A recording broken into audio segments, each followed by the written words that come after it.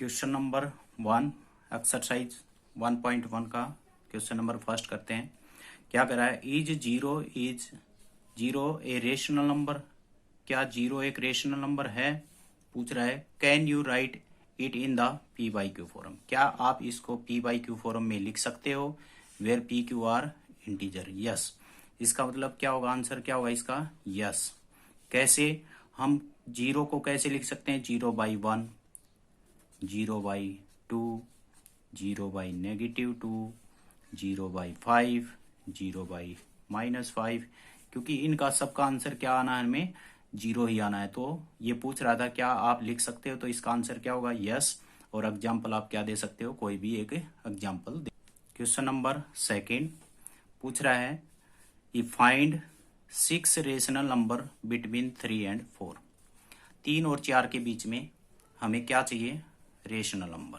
देखो ध्यान दो, क्योंकि अगर इसने पूछा होता नेचुरल नंबर कितने होंगे तो कोई नहीं होगा, क्योंकि 3 और 4 के बीच में नेचुरल नंबर नहीं होता। वोल नंबर पूछा होता तो कोई नहीं होता, लेकिन इंटीजर पूछता तो नहीं होता। लेकिन पूछा क्या है? रेशनल।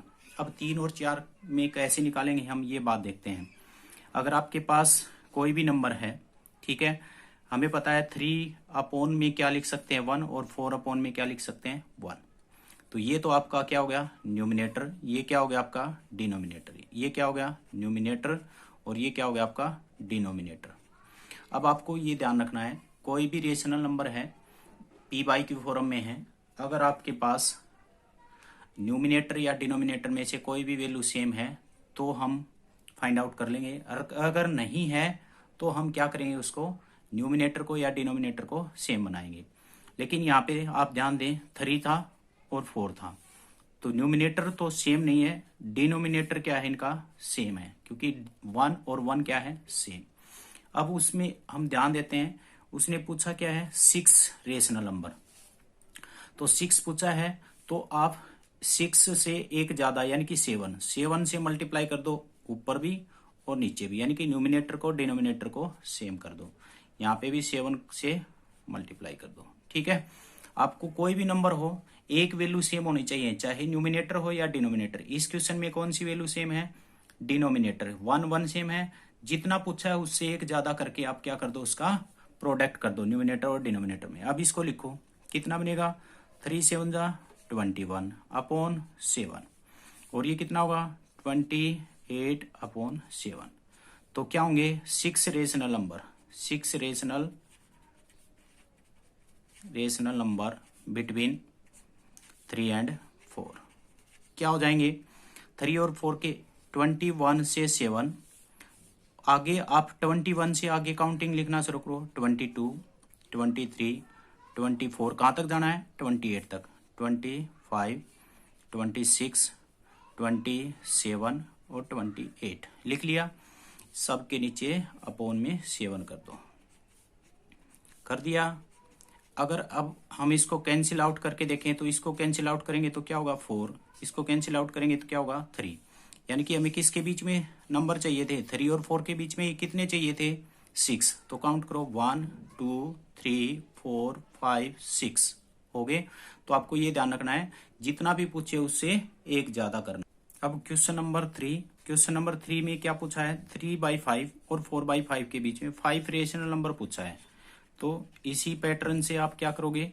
इसी पैटर्न से आप सोल्व करोगे। 5 पूछा है तो 6। देखो पहले तो ये देखो, न्यूमिनेटर डिनोमिनेटर में से कोई सेम है? यस। कौन है? डिनोमिनेटर। तो यानी कि 3/5 इंटू कितने से मल्टीप्लाई कर दोगे? 5 पूछा है तो 6 से मल्टीप्लाई, 6 से डिवाइड, और 6 से मल्टीप्लाई, 6 से डिवाइड, ठीक है। अब ये कितना हो जाएगा? 18। ये कितना होगा? 30।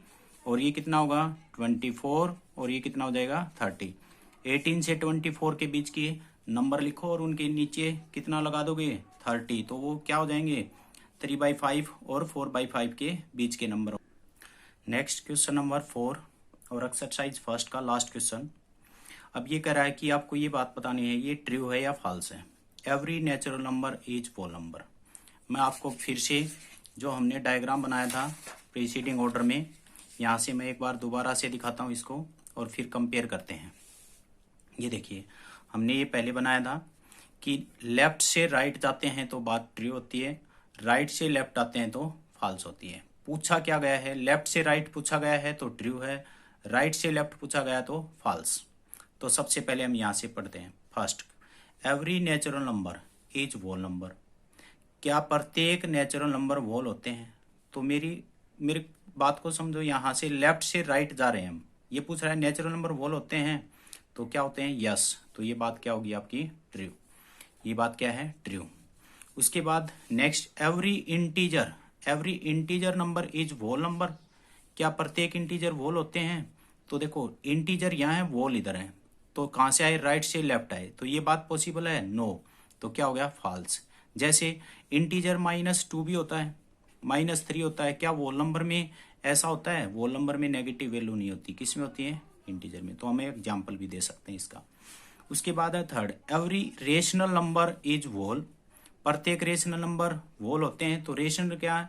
इधर लेफ्ट राइट हैंड साइड से लेफ्ट में आ रहे हैं, तो इसका मतलब क्या होगा? फॉल्स। क्या हो जाएगा? फॉल्स। अगर एग्जाम्पल पूछे तो हम कह सकते हैं 5/3, -5/2, 7/11, कुछ भी एग्जाम्पल ले सकते हैं। तो इसका अर्थ ये क्या नहीं हो सकते? होल नहीं हो सकते।